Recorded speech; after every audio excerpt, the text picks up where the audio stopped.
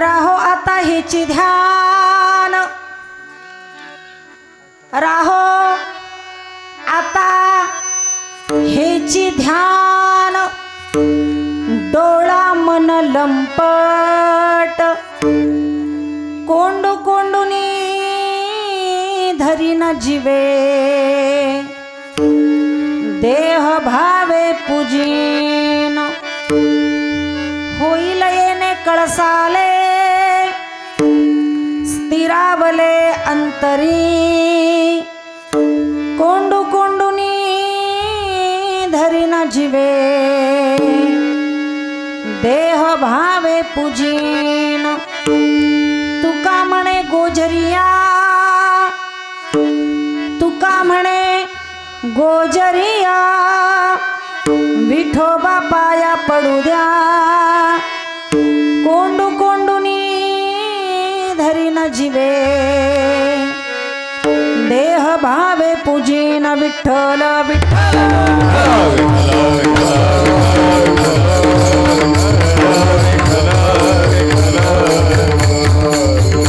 पुरुष मंडळी पुढे सरकून बसा, पुरुष मंडळी पुढे सरका, पुढे सरका, पुरुष मंडळी पुढे सरका।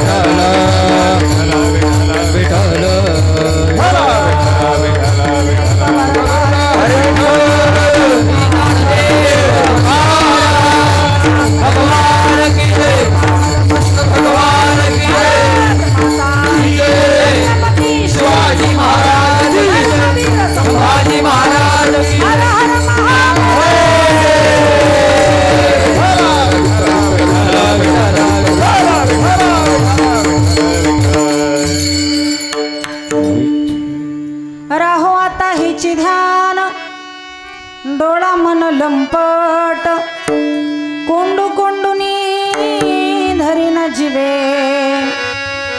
देह भावे पूजीन, पांडुरंगा करू प्रथम,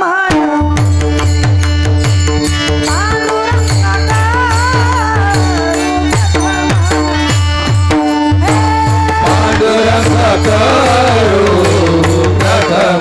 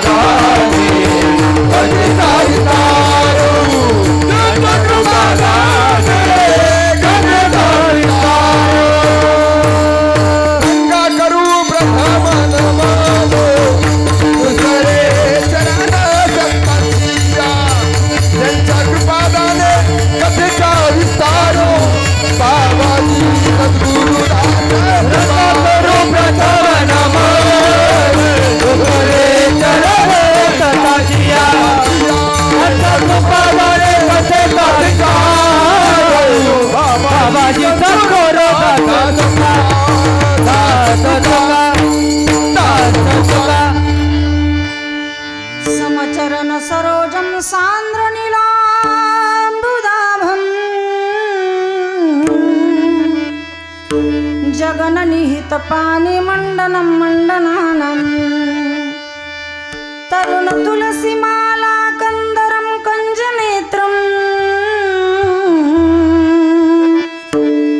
सदैधबलहासं विठ्ठलं चिन्तयामि महागभीरनीरपूरपापदूतभूतलं वनत्समस्तपातकारितापदाचलम्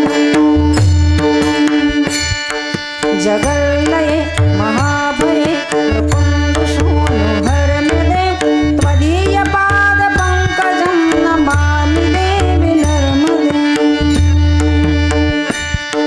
गतं तदैव मे भयं पदं वीक्षितं यदा मुकुन्दशौनुशौनकासुरारिसेवितं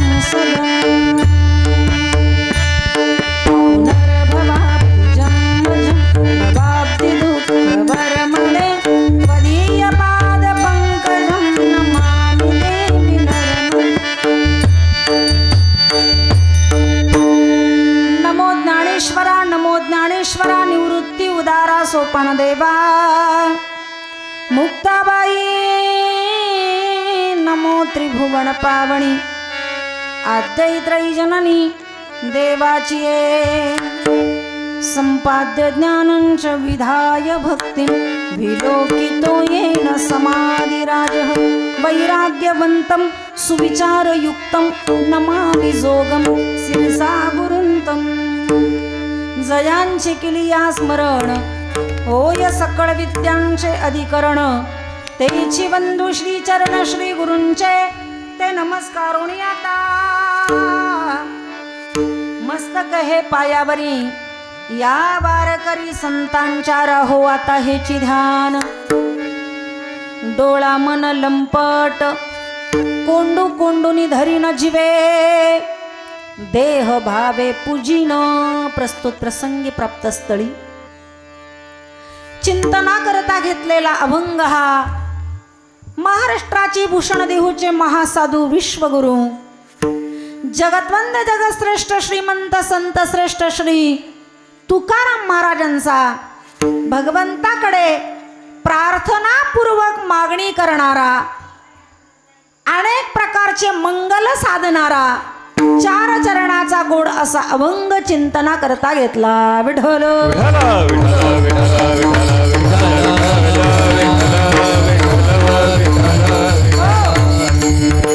जो अभंग आज आपण सेवेकरता घेतलेला आहे त्या अभंगामध्ये तुकोबरायांनी मंगल साधलेले आहेत मंगलाचे 3 प्रकार आहेत एक वस्तू निर्देश स्वरूप मंगल 2 नमस्कार स्वरूप मंगल आणि 3 आशीर्वाद स्वरूप मंगल म्हणजे काय ज्या देवतेची आपण प्रार्थना करतोय त्याला नमस्कार करणं याला म्हणतात नमस्कार स्वरूप मंगल ज्या देवतेची आपण भक्ती करतोय त्याचं स्वरूप कसं आहे तो कसा आहे दिसायला याचं वर्णन करणं म्हणजे वस्तू निर्देश स्वरूप मंगल आहे आणि ज्या देवतेची आपण प्रार्थना करतोय त्याच्याकडे मागणं याला म्हणतात आशीर्वाद स्वरूप मंगल विठ्ठल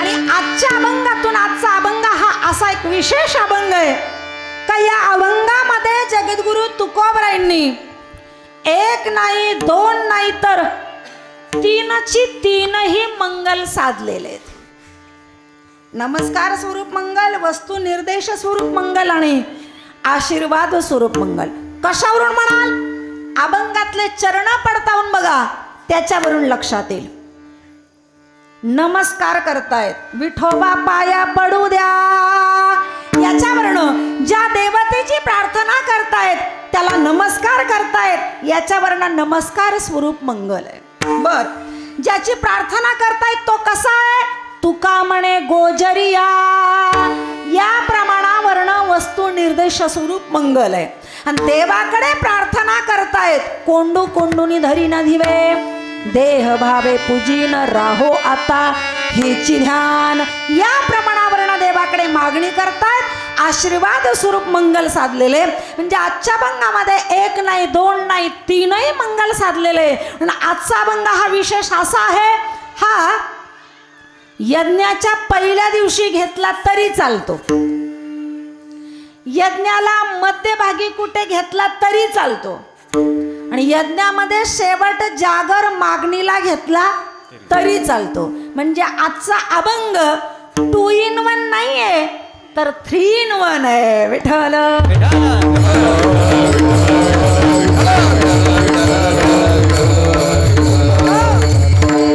अभंगातून तुकोबरायांनी देवाकडे मागणी केली आहे। काय मागणी केलेली आहे? अभंगात प्रवेश केल्याशिवाय मागणी कळणार नाही। काय मागणी तुकोबरायांची? तर अभंगाच्या पहिल्या चरणात राहो आता हेची ध्यान, राहो आता हेची ध्यान, राहो आता हेची ध्यान,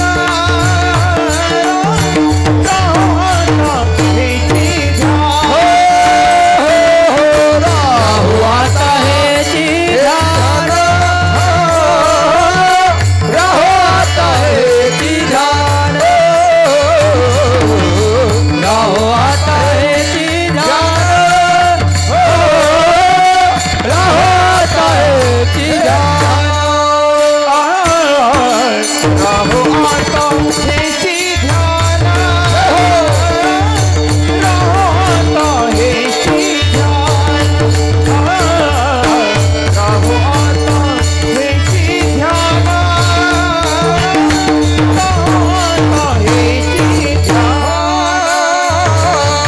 राहो आता हेची ध्यान, राहो आता हेची ध्यान, राहो आता हेची ध्यान, राहो आता हेची ध्यान,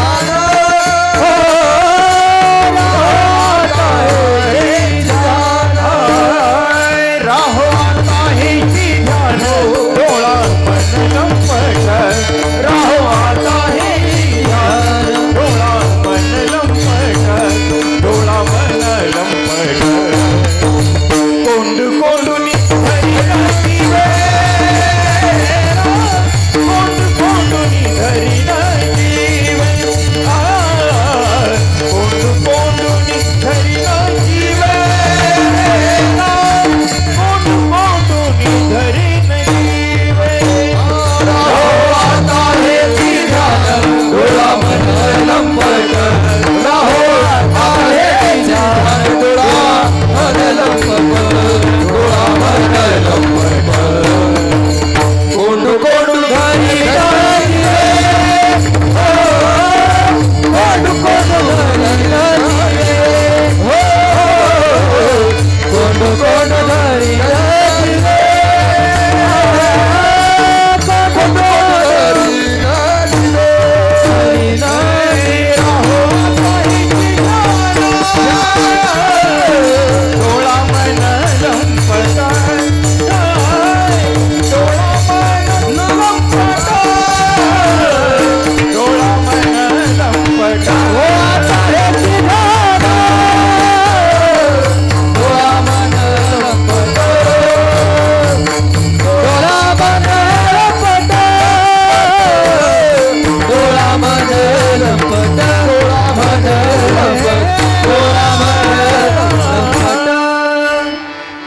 तुकोबरायांची परमात्म्याकडे मागणी आहे, राहो आता हेची ध्यान, डोळा मन लंपट। देवा तुमचं हे ध्यान, तुमचं हे रूप माझ्या डोळ्यासमोर असंच राहू द्या, पण कधी कधी अभंगातच उत्तर आहे शब्दात प्रमाणात। तुमचं हे ध्यान, तुमचं हे रूप माझ्या डोळ्यासमोर असंच राहू द्या, कधी आता, राहो आता हेची ध्यान, तुमचं हे रूप माझ्या डोळ्यासमोर असंच राहू द्या, कधी आता,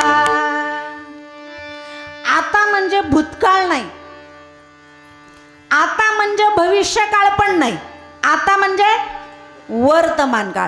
आपण ज्या स्थितीमध्ये असतो, ज्या अवस्थेमध्ये असतो, त्या स्थितीला, त्या अवस्थेला काय म्हणतात? आता. तुकोबराय सांगतात तुमचं ध्यान रूप माझ्या डोळ्यासमोर असंच असू द्या. कधी? तर आता. तर आता शब्द वापरलाय तुकोबरायांनी. मग आता शब्द वापरत असताना तुकोबराय कोणत्या स्थितीमध्ये होते, कोणत्या अवस्थेमध्ये होते का जेणेकरून त्यांना आता शब्द वापरावा लागला? विठ्ठल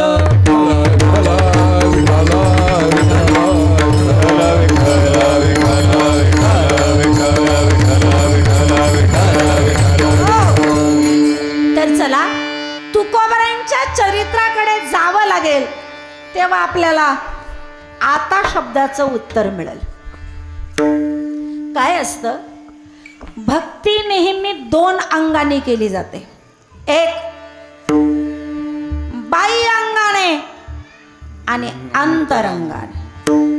एक स्थूल शरीराने आणि एक सूक्ष्म शरीराने. अर्थात एक शरीराने आणि एक मनाने. दोन्ही पण अंगाने भक्ती करता येते. शरीराने पण करता येते, मनाने पण करता येते. बाह्य अंगाने करता येते, अंतरंगाने करता येते. पण ऐका, संसार आणि परमार्थ या दोन अशा विरुद्ध दिशा आहे. संसारामध्ये अंतकरणातल्या गोष्टीला महत्व नाहीये. संसारात वरच पाहिलं जातं, बाहेरच. संसारात अंतकरणामध्ये किती भाव आहे, किती प्रेम आहे, तो नाही पाहते. संसारात कृतीला महत्व आहे.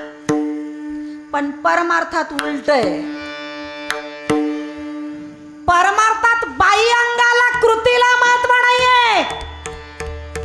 भक्ती करताना तुमच्या अंतकरणात काय भाव आहे, परमार्थामध्ये, भक्ती क्षेत्रात तो महत्वाचा आहे. विठ्ठल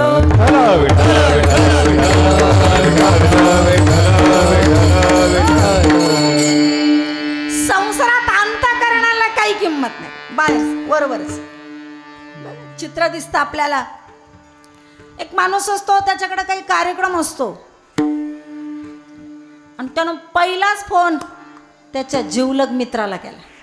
ए माझ्याकडे कार्यक्रम आहे, तुला यावं लागेल. तो म्हणला नाही रे, सुट्टी नाही, मला बाकीचं काही सांगू नको. अरे मुलाला पाठवतो, नाही चालणार. तुझ्या वहिनीला पाठवतो, जमणारच नाही, तुलाच यावं लागेल. जिवलग मित्र आहे तू माझा, जीवापाड प्रेम करतो मी तुझ्यावर. सगळ्यात अगोदर पहिला फोन आमंत्रणाचा मी तुला केलेला आहे आणि तू खुशाल नाही म्हणतो. मला काही सांगू नको, तुला यावंच लागेल. आता तो म्हणे एवढं प्रेम आहे त्याचं आपल्यावर, जीवापासून प्रेम करतो आपल्यावर, जावं लागेल. त्यानं सुट्टी ऍडजस्ट केली, काय करायचं ते केलं आणि कार्यक्रमाला आला. हा त्याची वाटच पाहतो. आला तो मित्र. काय असतं व्यवहारामध्ये, जोपर्यंत एखादी वस्तू प्राप्त होत नाही तोपर्यंत त्या वस्तूविषयी आकर्षण असतं. एकदा का ती वस्तू प्राप्त झाली का तिचं आकर्षण संपून जातं. आता जे प्राप्त झालेलं नाहीये त्याच्याविषयी आकर्षण वाढतं. तसंच झालं याचं पण. मित्र आलेला नव्हता तोपर्यंत त्याची वाट बघत होता. तो मित्र येऊन बसला, आता त्याच्याविषयीची आसक्ती संपली. जे आलेले नाही त्यांच्याविषयीचं प्रेम वाढलं. मग एका पाठोपाठ ज्यांना ज्यांना आमंत्रण दिलं ते सगळेच आले. सुरू झाला कार्यक्रम. काय कार्यक्रम होता त्याच्याकडे काही माहित नाही आपल्याला. कार्यक्रम सुरू झालेला आहे. सगळे पाहुणे खुर्चीवर बसलेले आहे. हा समोर उभा आहे. प्रत्येकाचे आभार मानतोय. एकेकाला नाव घेऊन पुढे बोलवतोय, सत्कार करतोय. शॉल आहे, श्रीफळ आहे, हार आहे. एकेकाचं नाव घेऊन त्यांचं वर्णन करू लागले. आता हा जिवलग मित्र, जीवापाड ज्याच्यावर प्रेम आहे अंतकरणापासून, याचं कुणाचं, ज्याच्या घरी कार्यक्रम आहे त्याचं अंतकरणापासून प्रेम आहे त्या मित्रावर. पहिल्यांदा तो मित्रच आलेला आहे. हा प्रत्येकाचं नाव घेतोय. तर त्या खुर्चीवर बसलेल्या मित्राला वाटलं आताच माझं नाव घेईल, मगच माझं नाव घेईल, शेवटच माझं नाव घेईल. मी जीवापाड जीवलक त्याचा मित्र आहे, जीवापाड तो माझ्यावर प्रेम करतो. अहो कार्यक्रम संपला तरी यानं त्याचं नाव नाही घेतलं, त्याला पुढं बोलवलं नाही, सत्कार नाही, काय नाही काय नाही. वाईट वाटलं त्याला जाऊ द्या, पण कशाला बोलून दाखवायचं. सगळेच निघाले. मग यानं आपली पिशवी उचलली आणि तो निघाला म्हणे मित्र येऊ का? मी काय येऊ का? लगेच चाललं. तू म्हणे मग आता झाला ना तुझा कार्यक्रम, कार्यक्रमासाठीच तू बोलवलं तर चाललो मग आता. अरे पण असं कसं काय? बाकीचे पाहुणे जातील ते जाऊ दे, पण तू आला तसा 2 दिवस राहिला, मित्र आहे तू माझा. अरे जीवापाड प्रेम करतो मी तुझ्यावर, माझ्या स्वतःवर मी एवढं प्रेम करत नाही, एवढं तुझ्यावर प्रेम करतो. तो म्हणला काय चाटायचं का तुझ्या प्रेमावर? हा, जीवापाड प्रेम करतो, माझं नाव घेतलं नाही, मला पुढे बोलवलं नाही, माझा शॉल देऊन सत्कार केला नाही, लोकांना माझ्याविषयी माहिती नाही दिली, म्हणे जीवापाड प्रेम आहे. आता याचं प्रेम नाही का? आहे, पण मित्राला ते प्रेम दिसलं नाही का? तर व्यवहारामध्ये संसारामध्ये आत किती भाव आहे त्याला 0 किंमत आहे, वरवर काय त्याला महत्व संसारात आहे. विठ्ठल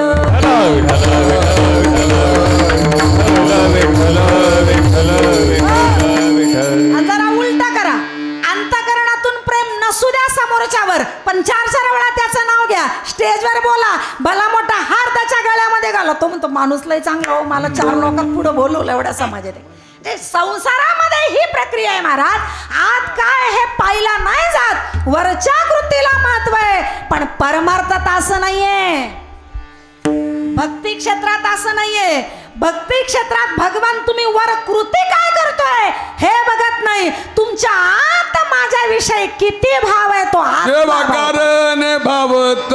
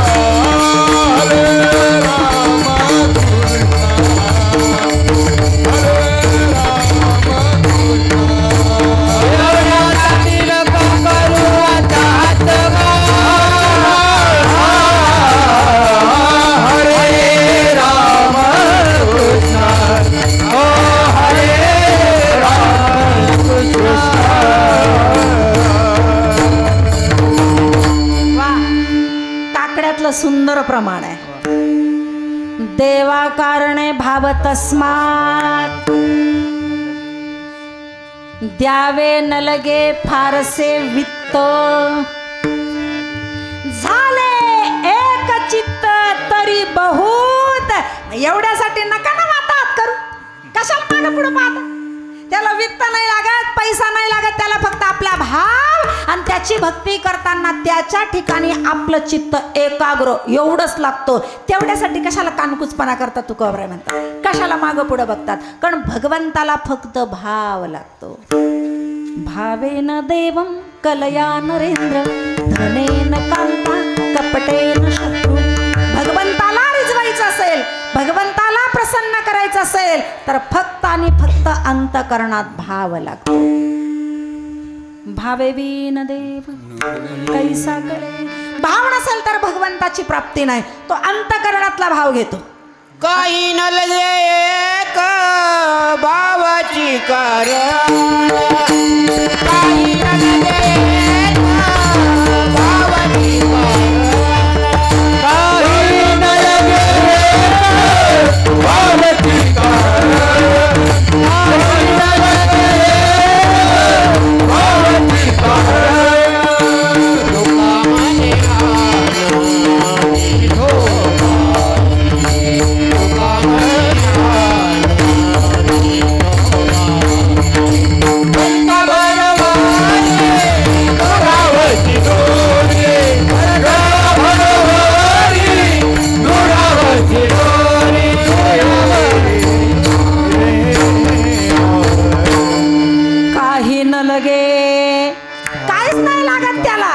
लोकांमध्ये उद्यापासून सकाळी मंदिरात येताना जल नाही आणायचं का?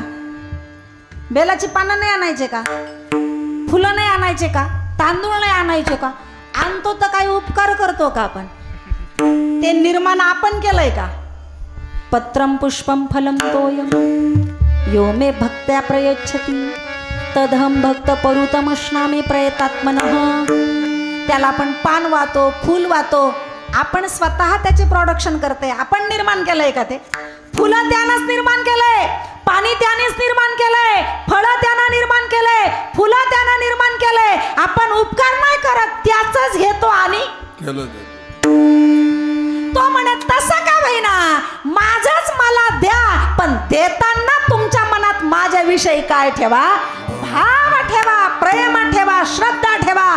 त्याला फक्त अंतकरणातला भाव लागतो, वरचं चालत नाही. किती मोठे मोठे कटआउट लावले, नाही आवडत त्याला. मोठे मोठे बॅनर छापले, नाही आवडत त्याला. भला मोठा मंडप टाकला, नाही आवडत त्याला. माझ्या अंगावर तुम्ही दया दुधाच्या घागरी ओतल्या, नाही चालत मला. सोन्याच्या ताटामध्ये मला पंचपक्वान्नाचा नैवेद्य आणला, नाही चालत मला. हे सगळं करत असताना तुमच्या अंतःकरणात माझ्याविषयी काय भाव आहे तो लागतो मला. मनी नाही भाव म्हणे देवा मला पाव, मनी नाही भाव म्हणे देवा मला पाव. देव अचान पावायचा नाही रण, देव अचान पावायचा नाही रण. देव दादांचा भाजीपाला नाही रण, देव दादांचा भाजीपाला नाही रण, देव दादांचा भाजीपाला नाही रण. मनी नाही भाव, मनामध्ये त्याच्याविषयी श्रद्धा नाही, आणि हजाराही वेळा त्याचा नमस्कार केला, पूजा केली, माऊल्यांनो फळ नाही मिळणार. तो भाव पाहतो. महाभारतात प्रसंग आलेला आहे. कौरव पांडवांचं युद्ध होऊ नये तसं मनातून इच्छा होती त्याची, पण वर चाललं होतं सगळं. तर भगवान शिष्टाई करण्याकरता निघाले होते हस्तिनापुरात. आता युद्ध म्हणजे होणारच आहे, थांबण्यासारखं नव्हतंच, सगळंच ठरलेलं होतं. पण तरी देवानं शेवटचा प्रयत्न केला, बघू प्रयत्न. देव पांडवांकडून राहणार होते, आणि दुर्योधनाकडून कोण कोण होतं युद्धाला? दुर्योधनाकडून कोण कोण होतं? अजून चला भगवद्गीतेची प्रार्थना सांगते, तिलाच विचारूया कोण कोण होतं. भीष्म द्रोण तटा जयद्रथ जला गांधार नीलोत्पला शल्यग्राहवती कृपेण वहनी कर्णेन वेलाकुला अश्वत्थाम विकर्ण घोर मकरा दुर्योधनावर्तिनी सोत्तीर्णा खलु पांडवैरन नदी कैवरतक केशवः. द्रोणाचार्य, कृपाचार्य, अश्वत्थामा, कर्ण, विकर्ण, रथी, महारथी, अतिरथी, 2 चिरंजीव आणि 1 बाबा इच्छा मरणे, एवढं सगळे दुर्योधनाकडून गेले. भगवान शिष्टाई करायला. शिष्टाई का करायची असते? शिष्टाई शब्दाचा मराठी अर्थ आहे मध्यस्थी. मध्यस्थी करतो ना आपण, वाद झाला की मध्यस्थी करतो ना. का मध्यस्थी करावी लागते माहिती का? भगवंतानं विचार केला युद्ध होणारच आहे, ही माझी इच्छा आहे, मी संकल्प केला होणारच आहे, काही झालं ते. पण या युद्धामध्ये जेवढा रक्तपात होणार आहे, जेवढी मानवहानी होणार आहे, ती मानवहानी घडल्यानंतर त्याचं पातक कुणाच्या माती टाकायचं? घटना घडली म्हणजे पाप पुण्य आहेच महाराज प्रत्येक घटनेच्या मागे. हे पापच आहे. आता विनाकारण दुश्मनी दोघांची, पण जे सैन्य येणार आहे त्यांची कोणाशीच दुश्मनी नाहीये, पण ते मारला जाणार आहे, हे पातकच आहे. तर हे पातक कुणाच्या माती टाकायचं याच्या करता शिष्टाई केली. तर ज्याच्या बाजूनी शिष्टाई असते त्याला ते पातक लागत नाही. ज्यानं शिष्टाई उधळून टाकली, मोडून टाकली, ज्यानं ऐकलं नाही ते पातक त्याच्या माथी जात राहत. आणि भगवंताला माहिती आहे शिष्टाई कोणाच्या बाजूने केली आहे? पांडव सही सलामत ठेवायचे होते, त्यांच्या माथी पातक नको म्हणून त्यांच्याकडून शिष्टाईला गेला. आणि दुर्योधन हा बोलून चालून दुष्टच आहे, तो शिष्टाई उधळून टाकणार आहे म्हणून सगळं माता पातक कौरवांच्याच माथी जाणार आहे म्हणून हा शिष्टाई करायला गेला. कळलं दुर्योधनाला कृष्ण येतोय. मी कृष्ण शब्द वापरला, भगवान नाही वापरला, कारण त्या काळामध्ये भगवान श्रीकृष्णाला भगवान मानणारे थोडेच होते. गांधारी त्याला भगवान मानत होती, पण गांधारीचा पोरगा नव्हता मानत. तो दुर्योधन त्याला देव नव्हता मानत, आपल्या चुलत भावांचा मामाचा पोरगा आहे हा, आपल्यासारखाचे सर्वसामान्य. तो देव नव्हता मानत, म्हणून मी इथं भगवान शब्द नाही वापरला, कृष्ण शब्द वापरला. कृष्ण म्हणायचा तो का नाही म्हणायचा, त्याला केशव म्हणायचा. त्याला कळलं कृष्ण येणार आहे, त्याने विचार केलाय बावळट आहेत का हे पांडव, काय यांच्याकडे कृष्णाशिवाय त्यांच्या बाजूने लढायला कोणीच नाहीये. आणि कृष्णाच्या जीवावर युद्ध सुरुवात करणार आहे, तो कृष्ण काय करणार आहे, तो युद्ध करणार नाही, काय नाही, नुसता सारथ्याचं काम करणार, तरी युद्धाला उभे बावळटच. बरं ठीक आहे चला, त्यांना लयच कृष्णाचा आधार आहे ना, तर कृष्णच फोडला ना आपल्याकडून घेतला तर काय कराल मग हे पांडव? हे भावा याच्याकरता दुर्योधनानं भगवंताला प्रसन्न करण्याकरता प्रयत्न केले.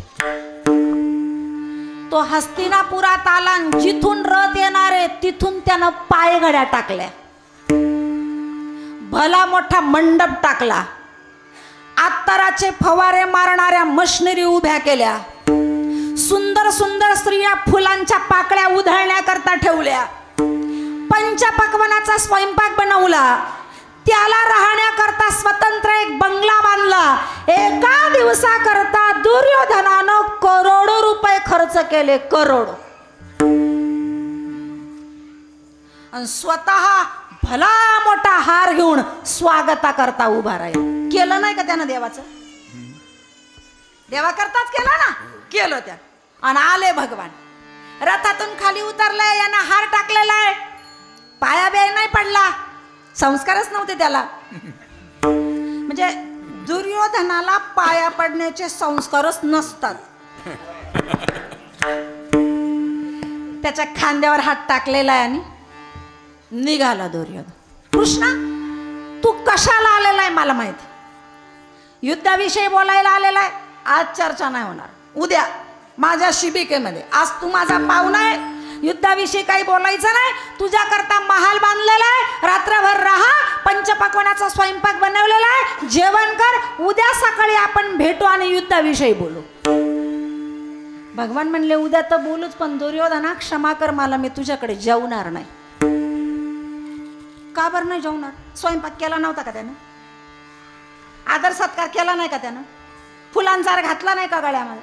पायगड्या टाकल्या नाही का? अरे सगळं ठीक आहे, पण हे तू सगळं वरवर केलंय भाऊ, मला वरच नाही ना चालत, मला वरच नाही आवडत. हे सगळं करत असताना तुझ्या अंतःकरणात जर माझ्याविषयी भाव नाहीये, मी इथं राहणार नाही. विदुर काकांच्या घरी भगवान जेवायला गेले, दुर्योधनाकडे नाही गेले. मी नाही जेवणार इथं. का? 2-3 कारण आहे न जेवण्याची. एक तर पहिलं कारण मला भूक नाही, दुसरं कारण जेवू घालणाऱ्याचा आपल्यावर प्रेम असेल तर जेवावं. ते म्हणे तू कशावरून असं अंदाज लावला का माझं तुझ्यावर प्रेम नाहीये? अरे सरळ सरळ तू पांडवांचा द्वेष करतोय, आणि पांडव कोणी तुला माहिती का? असतील तुझे चुलत भाऊ, पण मम प्राणाय पांडव, 5 पांडव माझे 5 प्राण आहेत, आणि माझ्या पांडवांचा द्वेष करणं म्हणजे प्रत्यक्षात माझा द्वेष आहे. आणि जिथं माझा द्वेष आहे मग तिथं मी जेवू कसा? दुसरं कारण. आणि तिसरं कारण, येता येताच मी काकांचं आमंत्रण घेऊन आलेलो आहे, मला काकांकडे जेवायला जायचंय. उद्धवजी चला. उद्धवजी चल विदुरा कैलावे.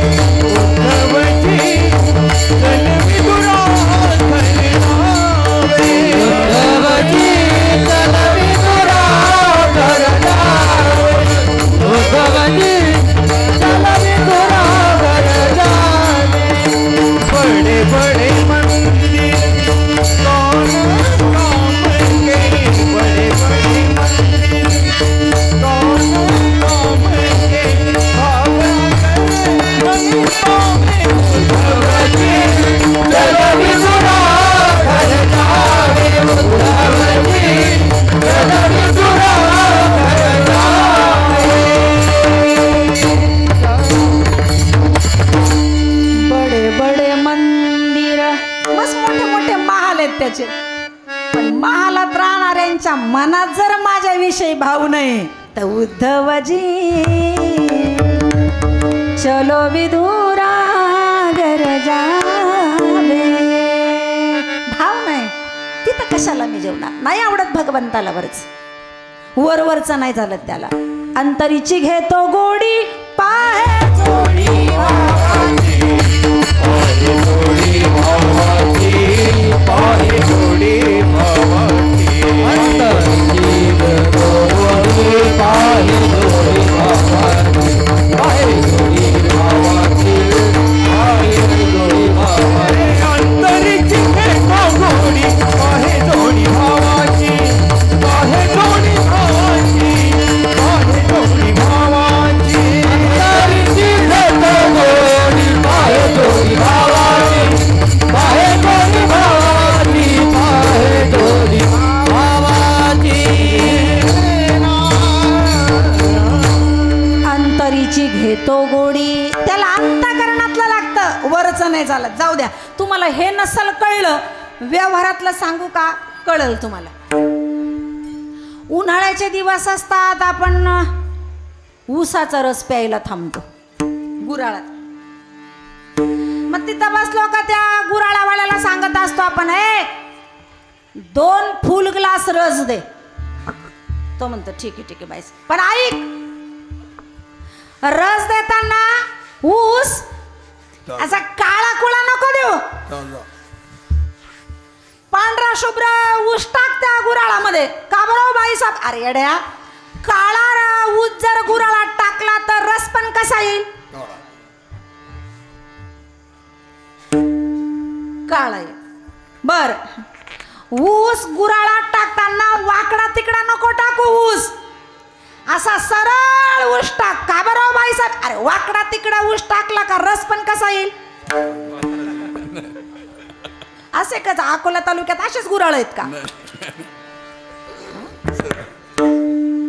ऊस काळा टाको गोरा टाको वाकडा टाको नाही तर सरळ टाको त्याच्याशी घेणं आहे का आपल्याला घेणं कशाशी ऊसाच्या वरच्या आवरणाशी आहे का ऊसाच्या आतल्या रसाशी तुकोबरांनी याच्यावर पण एक अभंग निर्माण केलेला ऊस डोंगा उस डोंगा परी रस नये डोंगा काय फुलवाची वरलिया रंगा काय फुलवाची वरलिया रंगा काय फुलवाची वरलिया रंगा उस डोंगा परी रस नये डोंगा काय फुलवाची वरलिया रंगा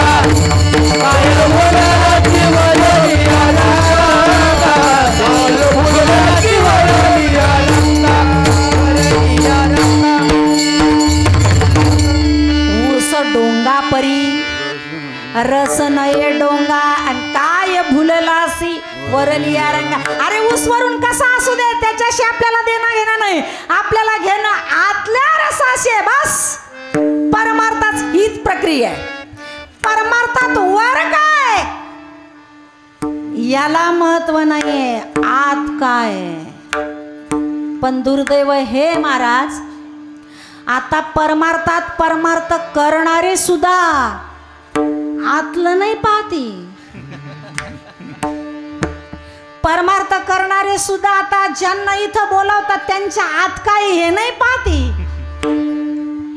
वर काय महाराज किती लांबचे गाडी कोणती आहे किती लाखाची आहे कपडे कसे संस्थाने का 2-4 जण आहेत का सोबत पण मग त्यांचा हरिपाठ पाठ आहे का नाही मला ह्या वर्षी असं कानावर आलं आमचे निवृत्तीनाथांबरोबर जाणारे बऱ्याच काही वारकऱ्यांमध्ये काही महाराज मंडळी अशी मी नसते निवृत्तीनाथांबरोबर स्वतंत्र दिंडी नगर ते पंढरपूर पण बरेच काही महाराज मंडळी अशी आहे का त्यांचा हरिपाठ पाठ नाही, काकडा पाठ नाही. महाराज वारकरी संप्रदायाची बालवाडी कोणती माहिती का? ज्याला इथं यायचंय ना, एक तर वारकऱ्याची संध्या आहे, त्याचा माऊलीचा हरिपाठ, नाथबाबांचा हरिपाठ आणि काकडा पाठच पाहिजे. ही वारकऱ्याची संध्या आहे. गळ्यात माळ आहे आणि हरिपाठ पाठ नाही, तो वारकरीच नाही. मी या मताची काय समजायचे तुम्हाला समजा म्हणजे बाईला आगावे नका बोलू, काय नका बोलू. आणि ज्याला इथं यायचंय ना, उभं राहायचंय ना, त्याच्याकरता बालवाडी आहे. नाथबाबांचा हरिपाठ पाठ पाहिजे, माऊलीचा हरिपाठ पाठ पाहिजे, त्याचा काकडा पाठ पाहिजे, चिरंजीव पद पाठ पाहिजे, विष्णू सहस्रनाम पाठ पाहिजे, भगवद्गीतेची प्रार्थना पाठ पाहिजे, भगवद्गीतेचा 9वा 12वा 15वा अध्याय पाठ असेल तरच इथं डोकं लावायचं. ही आचारसंहिता आहे, बालवाडी हे असलं पाहिजे. बघतो का आपण हे सगळं? माझी पण तारीख घेतली धनुभाऊ, तुम्ही कुठं विचारलं मला पाठ आहे का नाही? फक्त वरचं पाहतो, ही परमार्थिकांची नजर बनली, दुर्दैव आहे. त्याला वरचं नाही लागत. माणसांना हे बघा, ज्याला जगाला रिझवायचंय ना, ज्याला जगाला प्रसन्न करायचंय ना, मग त्याला काही नाही आलं तरी चालतं. पण ज्याला देवाला प्रसन्न करायचंय त्याला वर काही कृती नसली तरी चालेल, पण त्याच्या अंतःकरणात भाव परमात्म्याविषयी असावा, तोच त्याला लागतो. विठ्ठल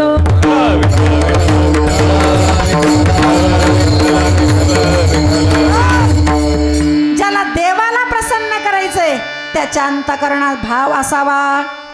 म्हणून एक भक्ती अंतःकरणातली, एक भक्ती शरीराची, अशी अंतःकरणातून भक्ती जगद्गुरु तुकोबराय करत. तुकोबराईंचा नियम आहे, पहाटे उठावं, इंद्रायणीचं स्नान करावं, भगवंताला स्नान घालावं, काकडा हरिपाठ पूजापाठ सगळं करावं, मग तुकोबराय ध्यान करायचे. ऐका, ध्यान हे पूजेला पोषक आहे. ध्यान पूजेला पोषक आहे. आणि तुकोबराय ध्यान करायचे. एक सांगू का तुम्हाला, दुःख वर आहे की अंतःकरणात आहे? दुःख नाही तुम्हाला नसल तर बाई मग तुमच्या पायाच पडावं लागेल. कोणी इथं असं का त्याला दुःख नाही? दुःख वर असतं की अंतःकरणात असतं? दुःख अंतःकरणात असतं. अंतःकरणातलं दुःख जावं अशी प्रत्येकाची इच्छा आहे का नाही? मग ऐका, अंतःकरणातलं दुःख जावं असं वाटत असेल तर मंदिरातला देव अंतःकरणात आणावा लागतो, तर अंतःकरणातलं दुःख जाईल. नुसती तिथं पूजा केल्याने अंतःकरणातलं दुःख जाणार नाहीये. मग मंदिरातला देव जर आपल्याला अंतःकरणात आणायचा असेल तर त्याला एकच माध्यम आहे, ध्यान, चिंतन, समाधी. भगवंताचं चिंतन केल्याशिवाय तो आत येणार नाही. गोपाळ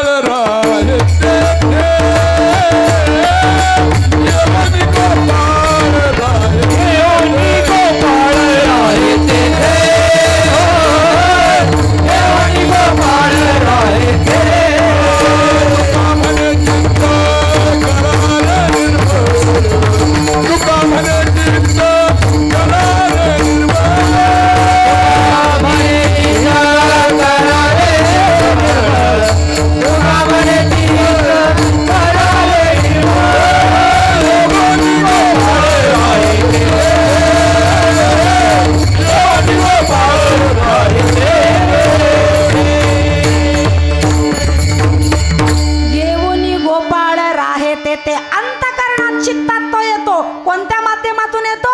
ध्यानाच्या माध्यमातून येतो. इंग्रजीमध्ये एक वाक्य आहे, meditation is the best way to reach near the God. भगवंताकडे पर्यंत पोहोचण्याकरता ध्यान धारणा हा सर्वात उत्तम मार्ग आहे, जो आपल्याला देवापर्यंत पोहोचवतो. तुकोबराय ध्यान करायचे. आता ध्यान केलं लगेच देव ध्यानात आला तो काही गडी का? बोलावला लगेच यायला. त्याच्याकरता चित्तातले विकार दोष घालवावे लागतात, तेव्हा तो येतो. तुकाराम महाराज म्हणे मी पण ध्यान करायचं, तर माझ्या पण ध्यानात काय लगेच ध्यान केला केला देव नाही आला. हो, तुकोबराय म्हणतात मी पण एका जन्मात तुकाराम महाराज नाही झालो. बहुनाम जन्मना म्हणते ज्ञानवान माम प्रपद्यते वासुदेव सर्वमिती सहमात्मा सुदुर्लभ. भगवद्गीता बघा, सगळे उत्तर आहेत त्याच्यात. बहुनाम जन्मना म्हणते, या पदावर येण्याकरता मला अनेक जन्म तपश्चर्या करावा लागली, तेव्हा भगवान आला.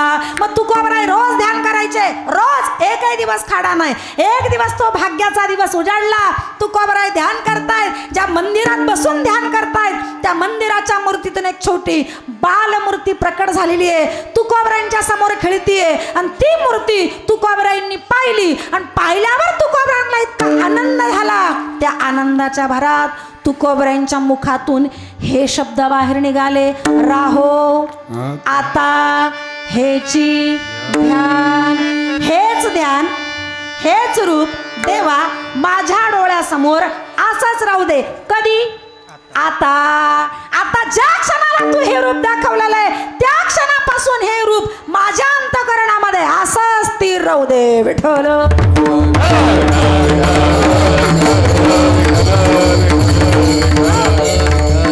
ठीक आहे, रूप माझ्या डोळ्यासमोर असंच राहू दे हे कळलं, पण कोणतं रूप? त्या रूपाचा मूल्य का अभंगात नाहीये का? कोणतं रूप देवानं तुकोबरायांना दाखवलं? कारण देवाचे रूप तर अनेक आहेत. अनंत रूपे, अनंत रूपे, अनंत वेशे देखिले गाताची. अनंत रूपे, अनंत वेशे देखिले गाताची.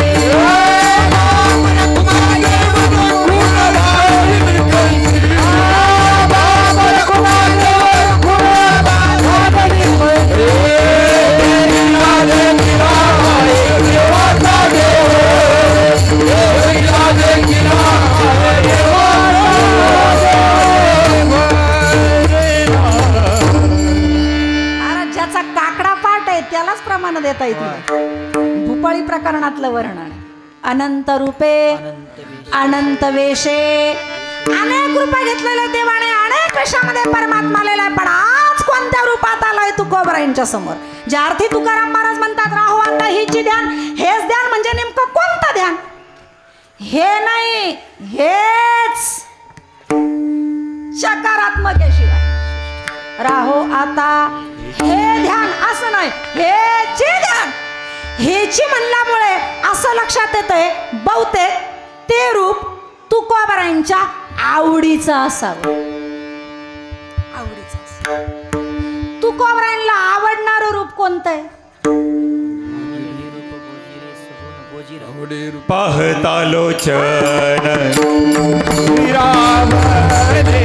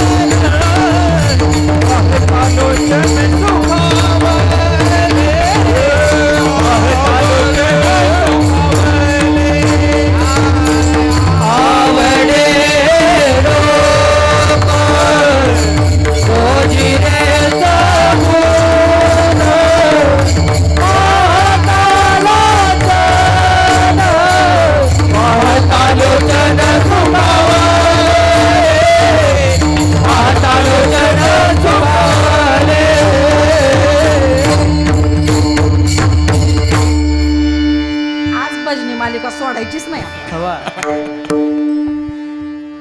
काकडा सोडायचंच नाही, भजनी मालिका सोडायच्या. मंगलाचरण पहिल्यापासूनच घुसलोय मालिकेत. आता देवाला आवडणारो तुकोबरायांच्या आवडीचं रूप. आवडे हे रूप गोजिरे, सगुण शब्दाखाली अंडरलाईन करा. देवाचे 2 रूप आहे, सगुण आणि निर्गुण. पैकी तुकोबरायांच्या आवडीचं रूप आहे सगुण. सगुण रूपाचे चाहते तुकोबराय. ठीक आहे, सगुण रूप आवडतं, पण त्या सगुण रूपामध्ये सुद्धा नेमकं तुकोबरायांच्या आवडीचं रूप कोणतं? आवडे निरंतर, आवडे निरंतर.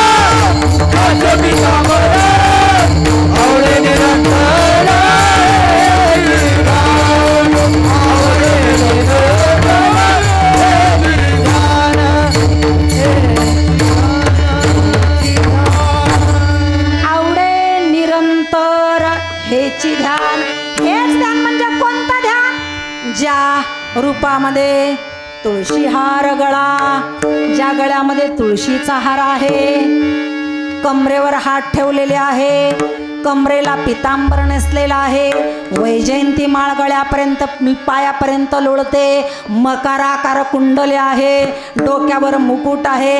असं जे भगवंता तुझं रूप सुंदर आहे ना, ते मला आवडलेलं आहे. सुंदर ते ध्यान उभे विटेवरी कर कटावरी ठेवोनिया, असं जे रूप आहे ना, ते तुकोबाराय म्हणतात माझ्या आवडीचं रूप आहे. अर्थात कमरेवर हात ठेवणारं, विटेवर उभं राहणारं, गळ्यामध्ये तुळशीचा हार असणारं, वैजयंती माळ पायापर्यंत लोळणारं हे जे रूप आहे, हे रूप तुकोबरायांना सुंदर दिसतंय. कसं दिसतंय? सुंदर. मी एक प्रश्न विचारते तुम्हाला. मला कळालंय का महामुनी अगस्ती ऋषी ते पंढरपूर पायी दिंडी सोहळा असतो ना? जाता का तुम्ही वारीत? दिंडीत जाता का नाही पायी पायी?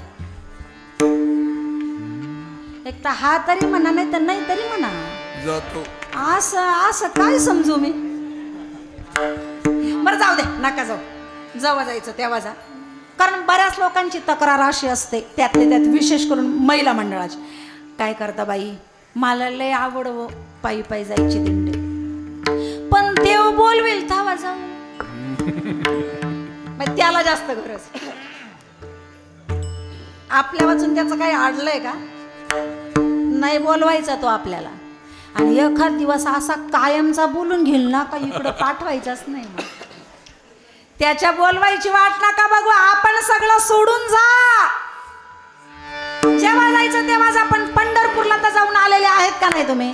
पांडुरंग पाहिलाय का नाही? मग ज्यांनी पाहिला नाही त्यांनी आता पहा, आणि जे पाहून आलेले असतील मी त्यांना प्रश्न विचारते. पंढरपूरचा असणारा पांडुरंग आहे तो खरोखर मुळात सुंदर आहे की आपल्याला सुंदर वाटतो?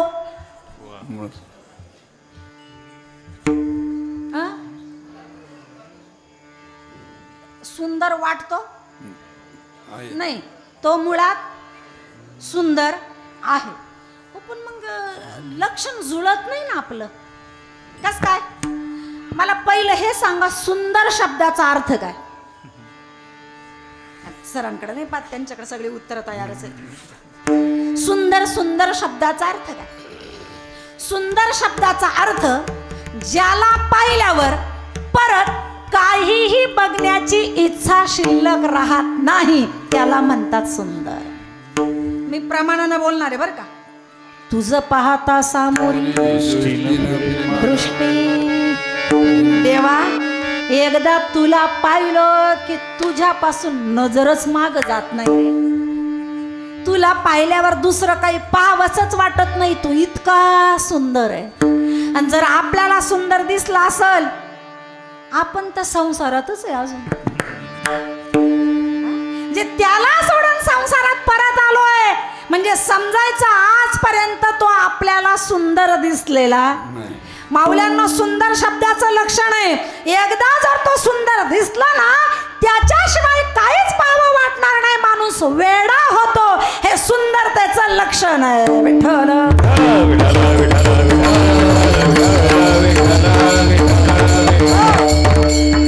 मी पुराव्यानं बोलणार. क्षमा करा, अभंग काही पूर्ण सुटणार नाही आज, सगळा अभंग. कारण मुळातच सुरुवात उशिरा झाली आणि मी अजून राहू आता इथंच आहे. म्हणजे तुम्ही मला राहू आता इथंच राहू द्या या चरणात, पुढं सरकणारच नाही कारण वेळच नाही तितका. चिंतन गोड. सुंदर दिसल्यावर माणूस स्वतःचा शिल्लक नाही राहत. आपण स्वतःचे नाही राहत, त्याचे होऊन जातो. प्रसंग आलेला आहे. पंढरपूर आणि मंगळवेढा तालुक्याचे मामलेदार संत दामाजी पंत होते. ते गोडाऊनच त्यांच्या ताब्यात होतं. धान्य वाटपाचं काम त्यांच्याकडे होतं. सगळा सारा गोळा करायचा आणि त्यावेळेस बिदरच्या बादशाला तो नेऊन द्यायचा.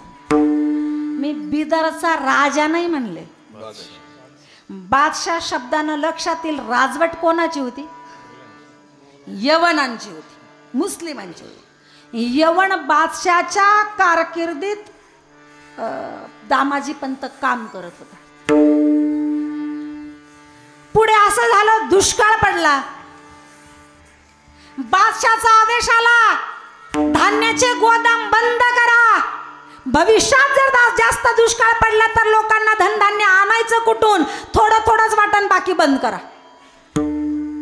पंत म्हणे, साधूचं अंतकरण दयाळू असतं. पंत म्हणे, आजच लोक उपाशी मारायला लागले आणि उद्याच उद्या पाहू, काय होईल ते पाहू. दामाजी पंतांनी गोदाम मोकळे केले. आता कोरोनाच्या काळात जसं आपल्याला फ्री मध्ये धान्य वाटलं, त्या काळामध्ये दामाजी पंतांनी गोदाम उघडं केलं आणि लोकांना फुकट धान्य जेवढं न्यायचं तेवढं घेऊन जा असं नेलं लोकांनी. आता त्याही काळामध्ये पंत चांगलं काम करत होते तर जळणारे होतेच ना, ते काय आताच असं नाही, पहिल्यापासून आहेच विरोधक. तर कुणीतरी जाऊन बादशाला सांगितलं का दामाजीने गोदाम मोकळे केले, फुकट लोकांना धान्य वाटलेलं आहे, त्याचा समाचार घ्या. लगेच निरोप घेऊन आले तिकडचे ते नोकर. पंत, वाटलेला धान्याचा सारा जमा करा, पैसा नाही तर शिक्षेला पात्र व्हा. पंत म्हणे, मी गरीब माणूस आहे, एवढा पैसा कुठं जमा करू? मग शिक्षेला तयार व्हा, मला थोडी वेळ द्या. ती वेळ संपून गेली पण पैसा जमा नाही करता आला. सकाळी सकाळी बादशाचे नोकर पंतांना अटक करायला आले. देवपूजा चालू होती. ते यवन नोकर यवनच होते. चप्पल घालून देवघरात घुसू लागले.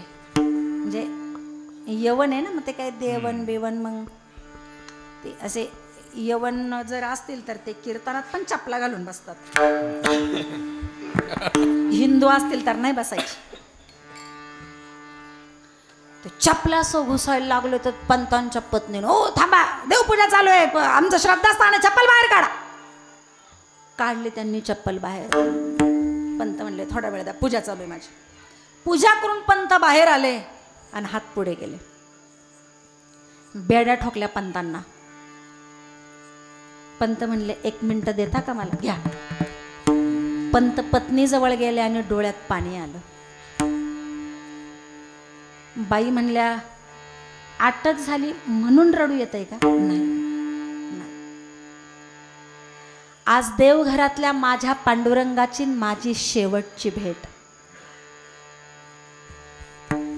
आता परत भेटेल ना भेटेल मला माहित नाही. मी परत येईल ना येईल माहित नाही. पूजा करतेच. डोळ्यात पाणी घेऊन पंत निघाले. पायी पायीच प्रवास होता. महाराज, भक्ताचं दुःख देवाला पाहवत नाही.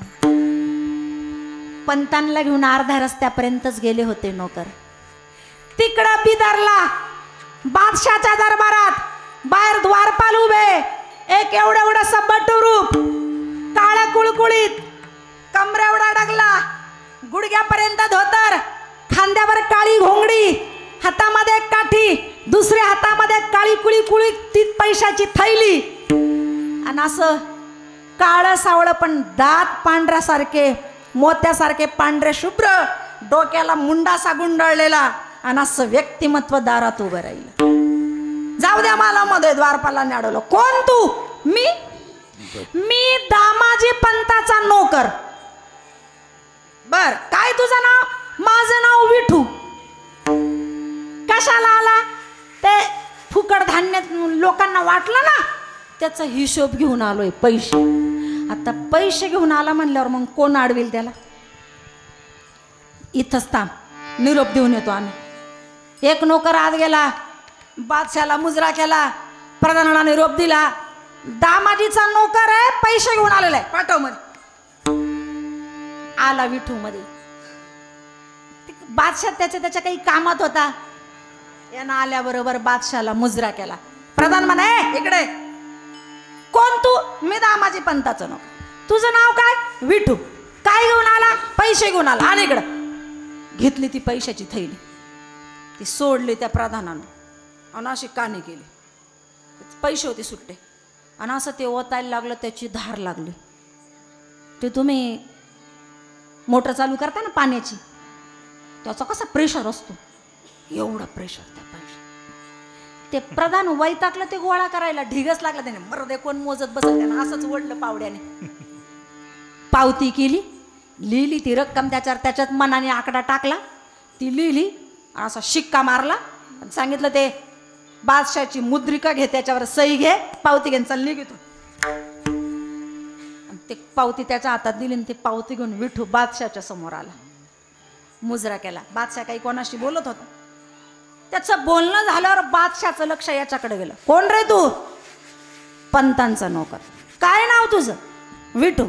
कशाला आला? पैसे दिले का? दिले. हे पावती. ती पावती त्याच्या हातात देताना बादशाची आणि विठूची एक नजर झाली. नजर झाल्यावर विठू हसला.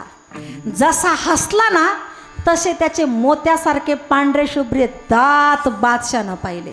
काय विचारता माऊल्यांनो, त्याचे दात पाहिल्यावर बादशाह नाही राहिला, ब्रह्मलीन झाला. आनंदाच्या सागरात लोळू लागला. विठू म्हणला, झालं माझं काम, मला हेच पाहिजे होतं. तो ध्यानात निघून गेला, मुजरा केला, विठूने निघून गेला. जसा विठू दरबाराच्या बाहेर निघून गेला तसा बादशाच्या अंतःकरणात तयार झालेली मूर्ती हल्ली महाराज.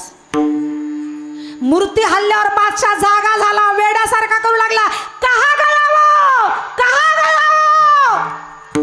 नोकर म्हणे, कोण? ओ विठू. आता त्यांनी पैसे जमा केले महाराज, मग तो कशाला राहिली तर गेला निघून. उसको लेके आओ. आता कशाला लेके आओ? त्याने काम केलं, मग कशाला तो पाहिजे आता? नाही, उसके दात देखने के लेके आओ.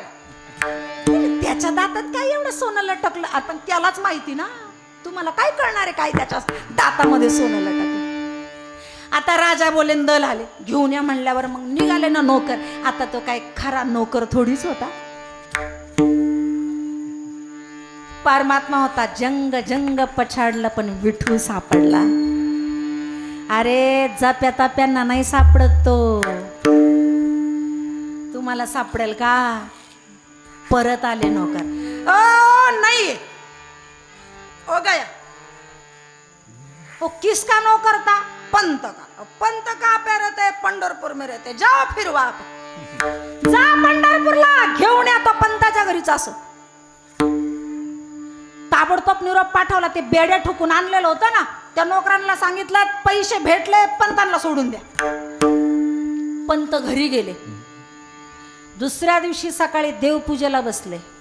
ग्रंथ वाचण्याची सवय होती पंतांची. ग्रंथाचं पान वाचलं आणि पान उलटलं तर पुढच्या पानामध्ये बादशाला पैसे जमा केल्याची पावती सापडली. माझ्या परमात्म्याशिवाय कोण करू शकतं हे रडू लागले पंत. असं घडतच नाही तर परत नोकर हजार. नोकरांना पाहिलं, परत पंतांचं धाबधनलं. आता कशासाठी? काय पाहिजे? ओ तर तुमचा नोकर आला होता. कुठं? तिकडं पैसे द्यायला. मग काय झालं? ते बादशाला परत त्याला भेटायचे, पाठवा त्याला विठूला. पंत म्हणे, अहो माझी परीक्षा नका घेऊ तुम्ही, माझ्याकडं कुणी कामाला नोकर नाही, आणि त्यातली त्यात विठू नावाचा आता अजिबातच नाहीये. परत आले नोकर. ओ वहां पे नहीं हो विठू, मुझे लेके चलो. स्वतः बादशाह पंतांच्या घरी आला. आता स्वारी आल्यावर पाहिल्यावर पंतांचं धाबधनलं. प्रत्यक्षात राजा, काय सेवा करू आपली? काहीच नाही, मला विठूला पाहिजे. कुठे? बोलव त्याला.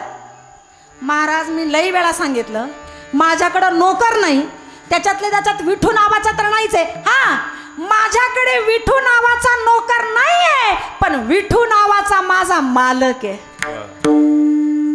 माझा मालक. त्याला भेटता का? आता कोणी असं भेटा, विठू पाहिजे मला. पंत बादशाला घेऊन पांडुरंगाच्या मंदिरात गेले. बादशहा गेला.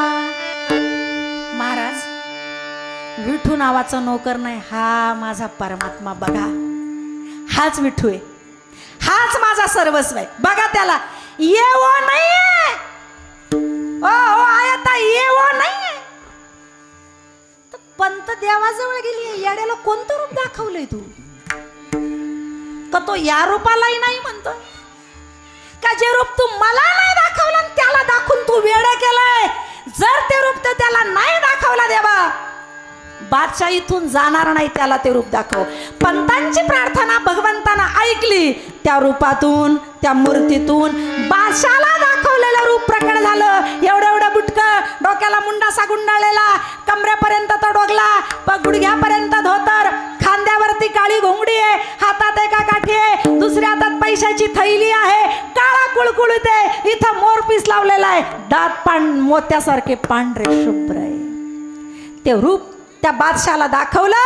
बादशाची विठूची नजर झाली, हसला. जसा हसला तसा बादशाह नाही राहिला, त्याला तिथेही समाधी लागली. त्याच्या अंतःकरणातून ज्योत निघाली, परमात्म्यात विलीन झाली. ज्यानं एकदा देवाला पाहिलं, परमात्मा ज्याला सुंदर दिसला, तो स्वतःचा नाही राहत, तो इतका सुंदर आहे.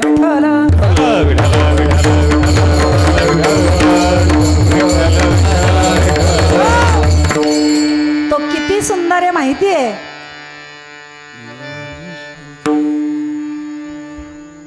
त्याच्यावरून हजारो चंद्र सूर्य ओवाळून टाकले तरी कमी तो इतका सुंदर आहे. तुझे निढळी कोटी चंद्र प्रकाश, कमल वदन हसी, इतका परमात्मा सुंदर आहे. असं ते सुंदर रूप तुकोबरायांना दाखवलं. म्हणून तुकोबराय म्हणतात, राहो आता हेची ध्यान विठोबा रखुमाई, विठोबा रखुमाई, विठोबा रखुमाई, विठोबा रखुमाई, विठोबा रखुमाई, विठोबा रखुमाई, विठोबा रखुमाई, विठोबा रखुमाई, विठोबा रखुमाई,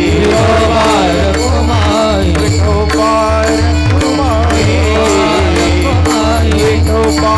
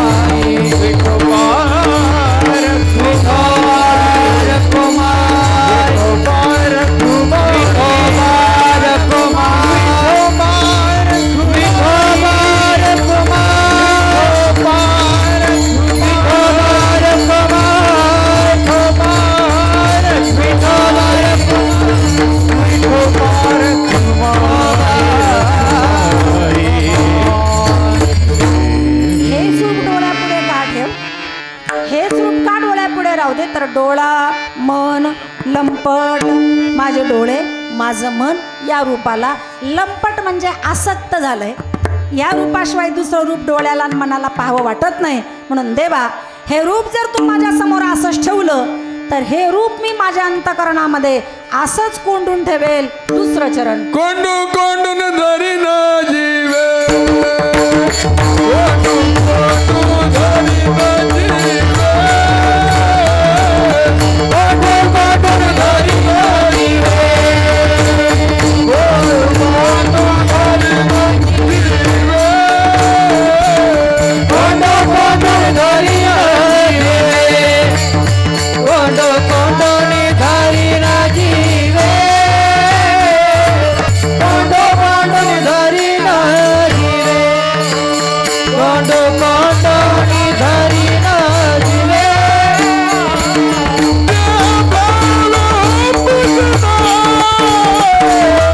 Yeah.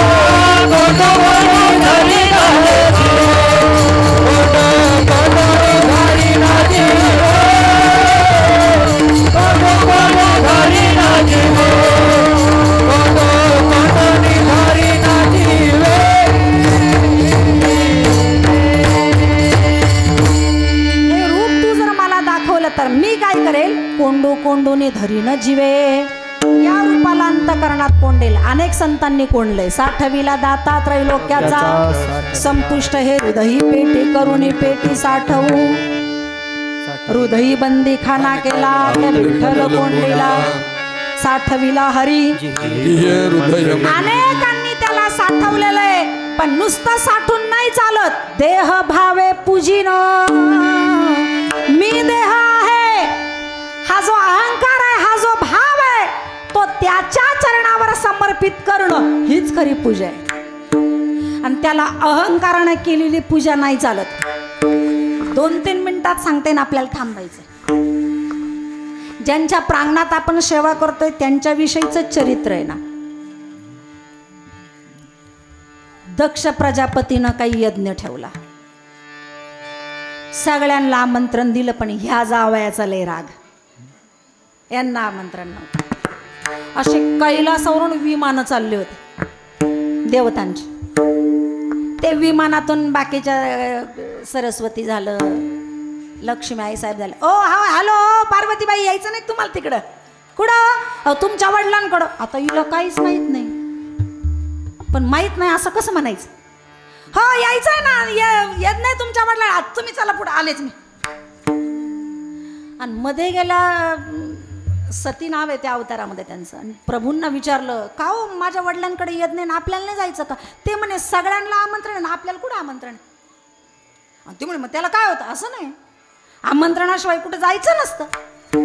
तुमचं आपल्या नेहमी आता गडबडीमध्ये विसरले असतील माझे वडील. घरचाच कार्यक्रम आहे काय नाही आमंत्रणाशिवाय नाही जायचं. तुमचं तर नेहमीच आहे. मग मी जाऊ का. प्रभू म्हणले हे बघ मला तर काही यायचं नाही तुला जायचं तर जाय नाही तर नको. नको म्हणजे परवानगीच असते. तिनं परवानगीच मानली आणि निघून गेली. प्रभू म्हणे ही ऐकणार नाही. गेली तर तिच्या बरोबर नंदी आणि काही गण पाठवले. तिथे गेली ते उपासनाच म्हणजे उपहास केला तिचा. प्रभूंविषयी राजा दक्ष प्रजापती दक्ष वाईट बोलला. स्तुती नाही केली निंदा केली भगवान शिवांची. तिला ती आवडली नाही. त्याने बाबा काय बोलायचं ते मला बोला. माझ्या पतीविषयी बोलू नका. मला सण नाही होणार. म्हणणं नसेल सण होत तर निघ इथून. तुला तरी कोणी बोलावलं. तिनं विचार केला ज्या कानाने मी निंदा ऐकली आहे ते शरीर घेऊन मी कैलासात जाऊ कशी परत. मग तिनं काय केलं विचार केला मला हा देहच ठेवायचा नाही. मग काय केलं तिनं सांगा बरं मला तुमच्याकडून उत्तर ऐकायचं. जोरात बोला मला ऐकायला कमी थोडं. काय केलं तिनं यज्ञामध्ये इथंच चुकतंय आपलं.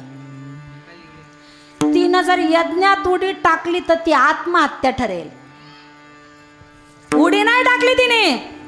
तिनं साधना केली चिंतन केलं कुंडलिनी जागृत केली आत अग्नी प्रज्वलित केला ना आपला देह कुंडलिनीच्या शक्तीमध्ये नष्ट केला. तिथं युद्ध झालेलं आहे त्या नंदीचं आणि अनेक गणांचं. सती मातेचा देह नष्ट झाला हे प्रभूंना कळालं. चिडले भगवान नृत्य करू लागले. आपल्या जटातून एक बट काढली पृथ्वीवर आपटली तिच्यापासून एक गण तयार केला. वीरभद्र त्याला युद्धाला पाठवलं. रावला नाही भगवंताला स्वतः प्रभू युद्ध करायला आले आणि रागाच्या भरात सासऱ्याचं शिर उडवलं. पडलं यज्ञातून जळलं ते. सगळे देवता उठून उभे राहिले आणि देवाची स्तुती केली पूजा केली. स्तुतीनं पूजेनं हा लवकर प्रसन्न होता. शांत झाले प्रभू. पत्नीचा देह खांद्यावर घेतला आणि प्रभू कैलासाला निघाले. बाकीचे देवता म्हणे प्रभू तुम्ही चालले पण यज्ञ अपूर्ण राहिला ना. मग करा ना पूर्ण. काय करा ना पूर्ण. यजमान मारला कस काय पूर्ण करा. कोण होतं यजमान दक्षच. अरे मग आला त्यांचं शिर करतो मी जिवंत. आता शिरच नाही राहिलं तर मग काय करणार. कुठं गेलं ते यज्ञात गेलं जळून. आता इतके भोळे हे. असं करा म्हणे कोणत्या पण जनावराचं शिर घेऊन या. मी सासरे बुवाला जिवंत करतो दक्षाला आणि यज्ञ पूर्ण करून घ्या. कोणतं शिर आणलं. आता काय करावं.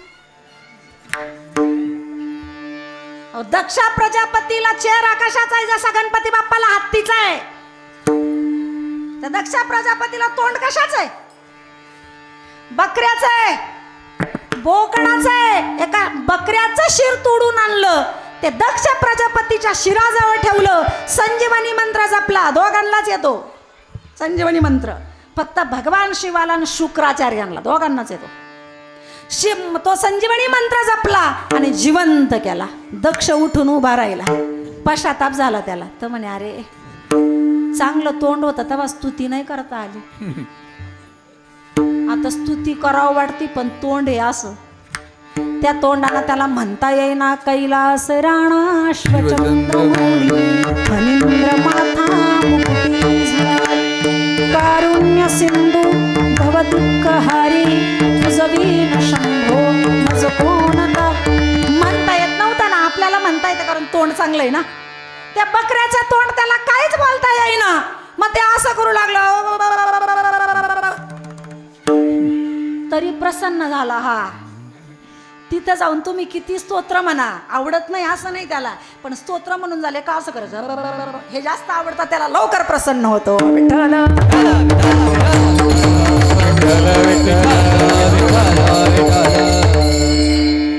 पुष्पदंत कवींनी शिव महिम्नामध्ये त्याचं फार वर्णन केलेलं आहे.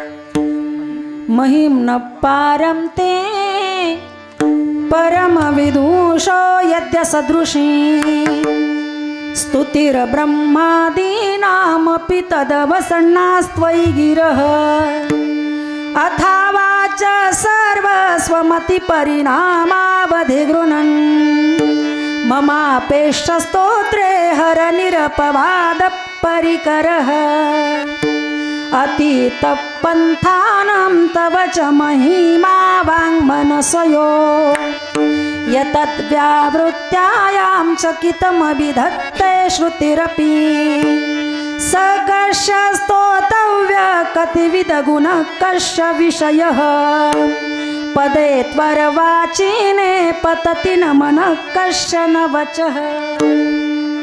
40 श्लोक आहेत शिवमहिम्नाचे, पुष्पदंत कवींनी वर्णन केले. ते वर्णन केल्यानंतर हा प्रसन्न होतो. इतका भोळा म्हणजे त्याची पूजा करावी, त्याची स्तुती करावी, पण देहाना नाही, मी कुणी आमका तमका नाहीये, तुझाच एक अंश आहे, या भावानं जर त्याची पूजा केली तर परमात्मा प्रसन्न होतो. म्हणून कोंडू कोंडून हरिणा जीवे देह भावे पूजीन. परमात्मा अंतकरणात आला का वृत्ती ही बनते, मी देव आहे या वृत्तीवर मनुष्य आला की त्याच्या परमार्थ रूपी मंदिराचा कळस झाला. होईल येणे कळसाले स्थिरावले अंतरी. पण ज्या दिवशी माझ्यामध्येच आत्मा देव आहे असं नाही, दुसऱ्याच्या अंतकरणात आत्मा आहे तो देव आहे हे ज्या दिवशी कळल त्या दिवशी परमार्थ रूपी मंदिराच्या कळसावर ध्वज लागला, मंदिर पूर्ण झालं. असं अंतकरणातलं परमात्म्याचं मंदिर पूर्ण झालं. देवा असं तुझ्या सगुण रूपावर मला माझा माथा टेकवण्याची संधी द्या अभंगाच्या शेवटी. कामाने गोजरी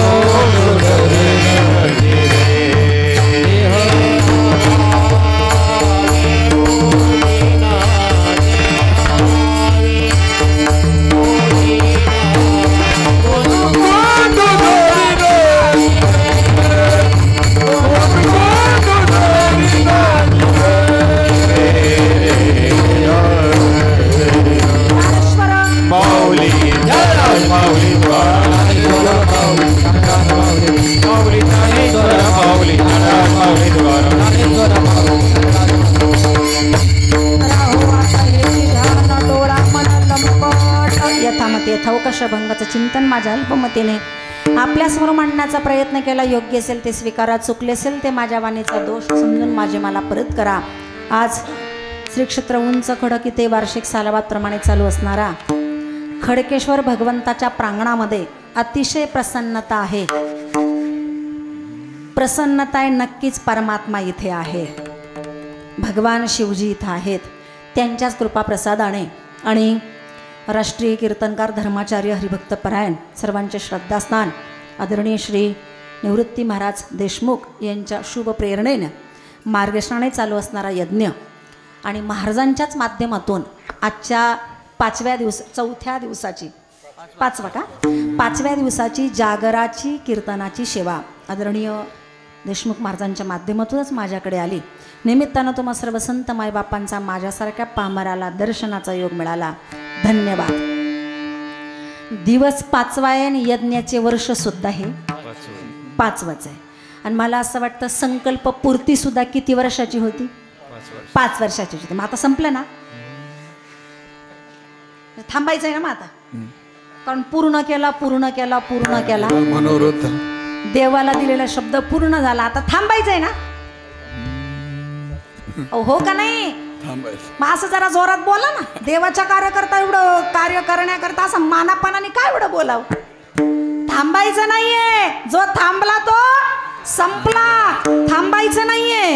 हे ग्रामदैवत आहे, आराध्य दैवत आहे, आपल्या गावाची देवता आहे. आणि ग्रामदेवतेचा वर्षातून एक उत्सव केला तर गावावर येणारे सगळे संकट निरसन करण्याची जबाबदारी ग्रामदेवतेची असते. त्यातली जात हा परमात्मा भोळा आहे. आणि तुम्ही भाग्यवान आहात. स्वतः भगवान प्रभू रामचंद्र या मार्गाने गेले. मला तर असं वाटतं तुमच्या प्रत्येकाच्या चरणावर माथा ठेवून तुमचं दर्शन घ्यावं. काही भाग्यवान लोक आहे तुम्ही. प्रभू ज्या नगरीतून गेले त्या नगरीत तुम्ही राहा आणि त्यांच्याच हस्ते शिवलिंगानं म्हणजे वाळूचं स्थापन केलेलं हे शिवलिंग कदाचित प्रभूंना इथंच राहायचं होतं. म्हणून खडकेश्वर या माध्यमातून भगवान इथंच विराजमान झाले. भक्तीचा पूर्ण असावा, भक्तीचा झरा असावा. पावसाळ्यात पाऊस येतो, नदीला पूर येतो आणि तो पूर किती वर्ष राहतो? वसरून जातो. वर्ष नाही, महिने नाही, दिवस बी नाही, काही तास पूर येतो आणि वसरून जातो. आणि झरा किती दिवसात आटतो? झरा आटत नाही, झरा तसाच राहतो. उलट त्या झऱ्यातून शुद्ध पाणी पाझरतं, पवित्र पाणी पाझरतं. तसं भक्तीचा सुद्धा पूर्ण असावा. आला 5 वर्षांनी ओसरला तर या भक्तीचा या सोहळ्याचा तुम्ही झरा बनवा आणि या झऱ्यातलं भक्तिमय पाणी पिऊन तृप्त व्हा, अमृत प्या. ही सगळ्यांना विनंती. आपण समजदार माणसं आहात. प्रथम वर्षी आदरणीय श्री धनुभाऊ असतील, त्यांचे सहकारी असतील, त्यांचा हा संकल्पपूर्तीचा सोहळा आहे आणि तो आज 5वं वर्ष त्यानं गाठलेला आहे. होता होता तो उद्या पूर्णत्वाला येणार आहे. आता पुढे जबाबदारी सगळ्याच ग्रामस्थांची आहे. हा सोहळा असाच चालू ठेवा ही सगळ्यांच्या चरणावर प्रार्थना आहे, विनंती आहे. आज कार्यक्रमाच्या निमित्तानं सगळ्यांचं सहकार्य मिळालं. गायन सम्राट हरिभक्तपरायण संगीत विशारद इंद्रभान सर आहेत, नितीन महाराज देशमुख आहेत, रोहित महाराज राक्षे आहेत, साहेबराव महाराज घुले आहेत, बाळासाहेब महाराज पानसरे आहेत, सुभाष महाराज मोरे आहेत, सिद्धेश महाराज घोडके आहेत. सगळ्या गायक वृंदांचे आभार. मृदंगाची साथ करणारे आदरणीय परमार्थप्रेमी शांतारामजी महाराज पापळ आहेत. आदरणीय अविनाश महाराज वांडेकर आहे, शंभू महाराज रेवगडे आहेत, त्यांचे पण आभार. आणि पेटीची साथ करणारे हरिभक्तपरायण गोविंद महाराज आहेत, त्यांचे पण आभार.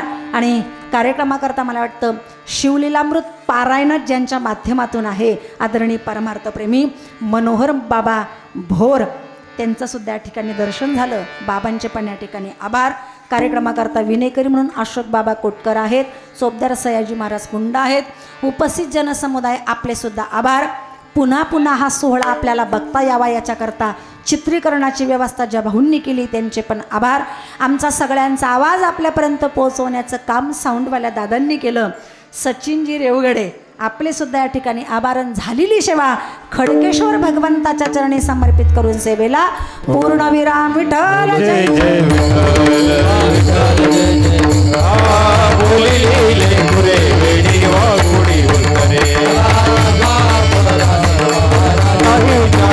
अधिकार